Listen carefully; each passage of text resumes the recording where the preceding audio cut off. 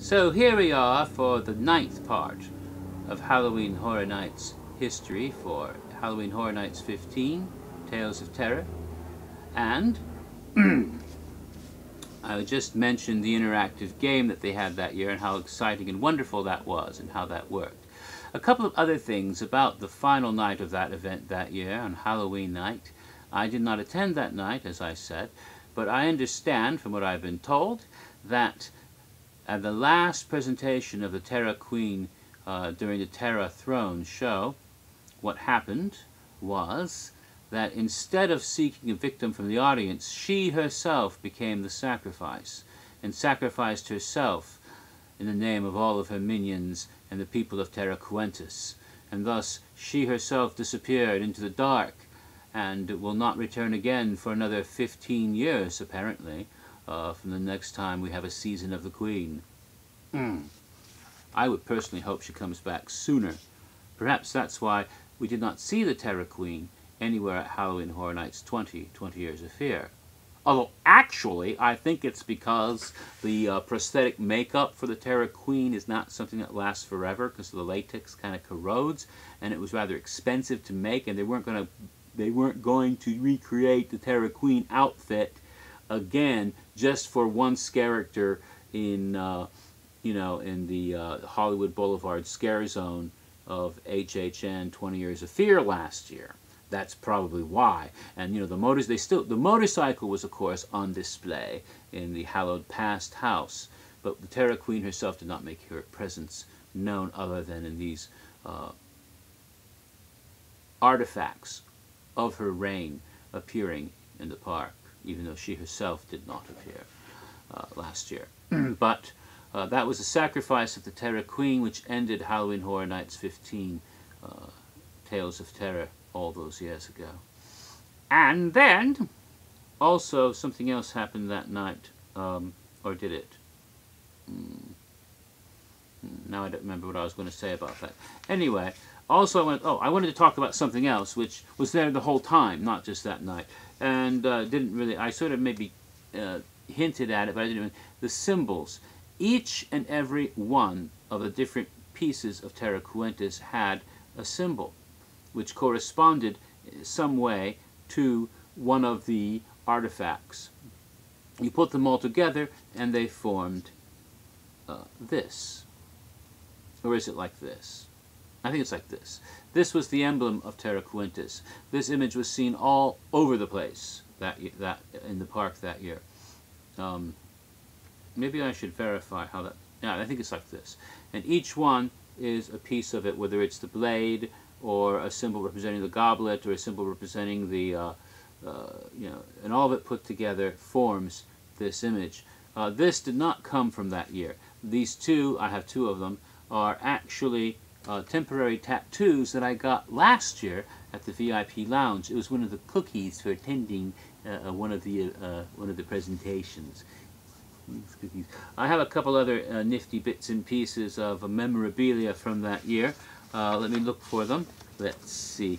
Yes, here of course is the brochure, which of course featured the storyteller, who was the event icon, like it or not.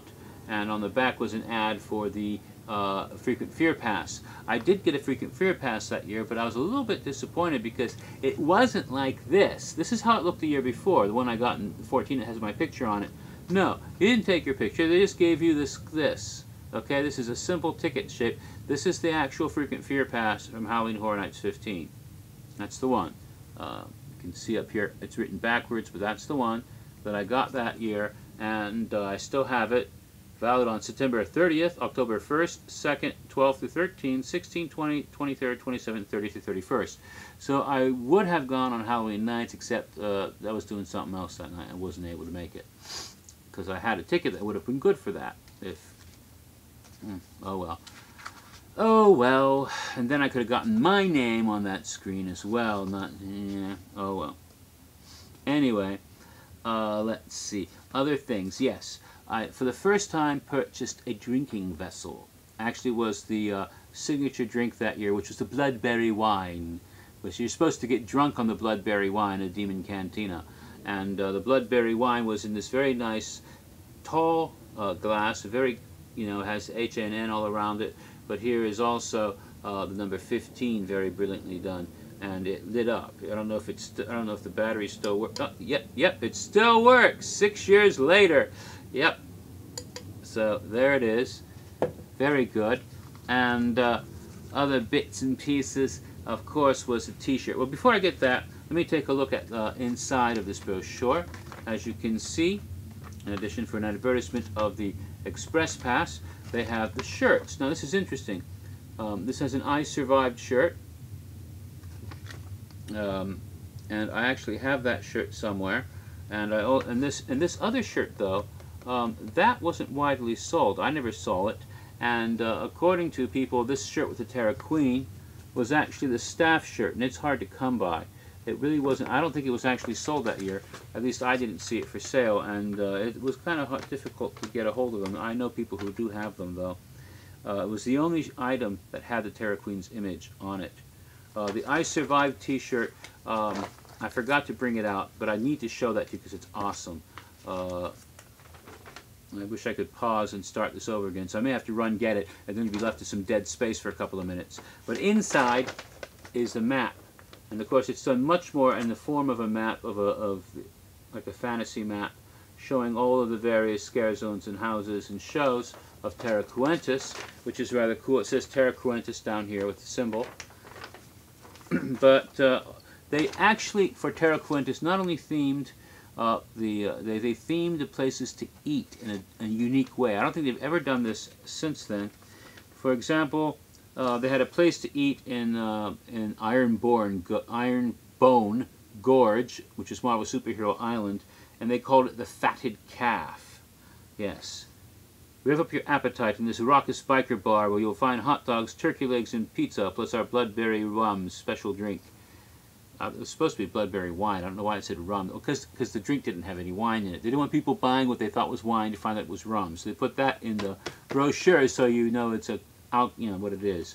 The Enchanted Oak Tavern was transformed into the Burning Oak, a medieval feast of chicken ribs and burgers, plus a full bar featuring our own Bloodberry rum. And Medallion Pass, of course, I told you they set up that concession area like a little fair by the sound stages. Between it was the pathway between the sound stages and the North Hollow, which of course is Seuss Landing. Fortify yourself for the screams ahead with the sausage sandwiches, burgers, sub sandwiches, and homemade potato chips. The bar features our Bloodberry Rum specialty drink. So yeah, they were really hyping the Bloodberry. Ooh-ha. Okay, now at the risk of having dead space on here, I'm going to run get the shirts, and I'll be right back. Don't go away.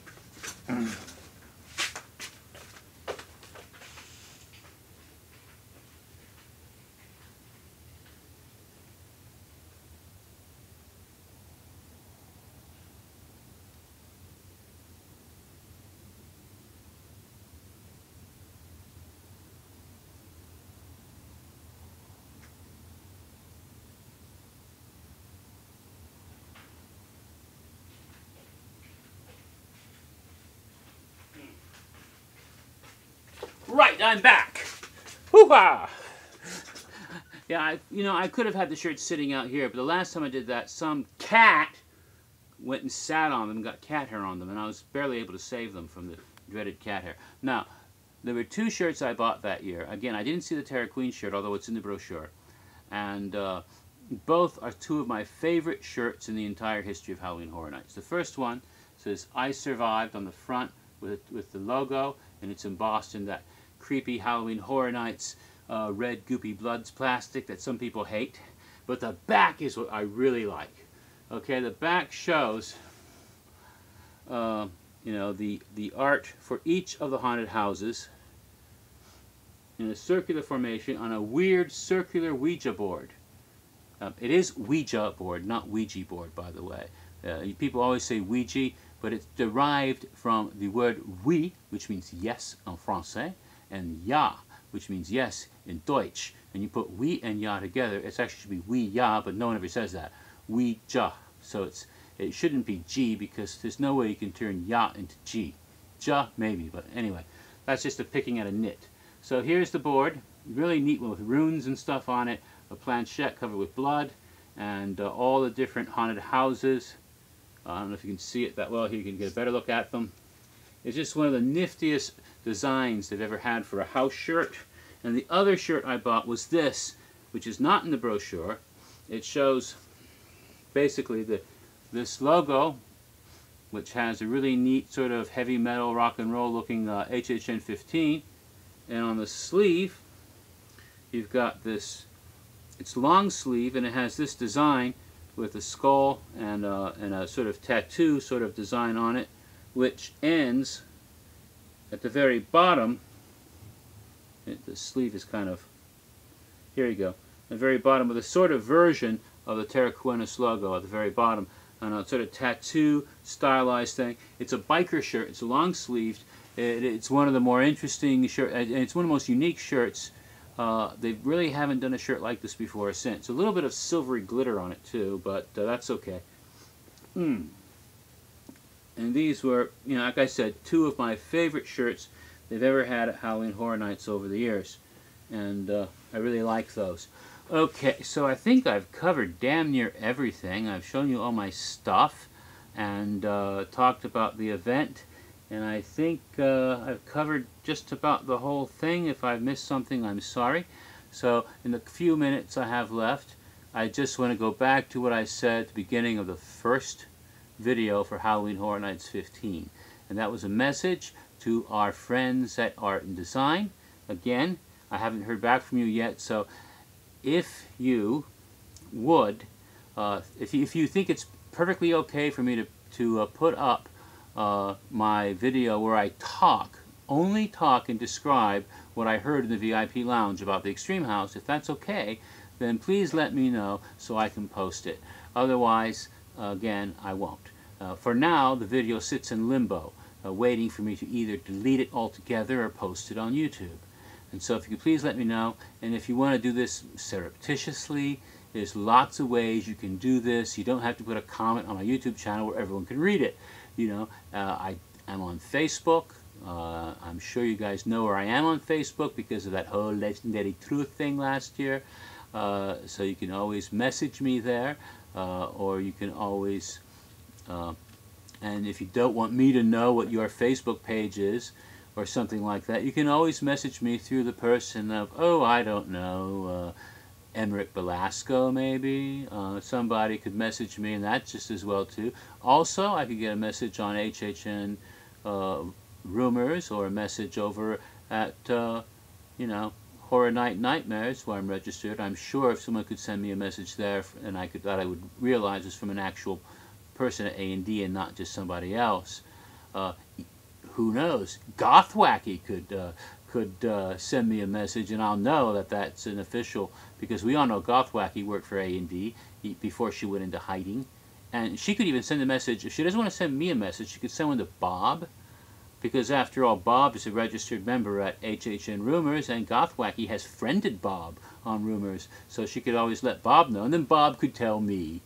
So it can all be arranged so that I'll know whether or not to post that video, and that would be quite helpful.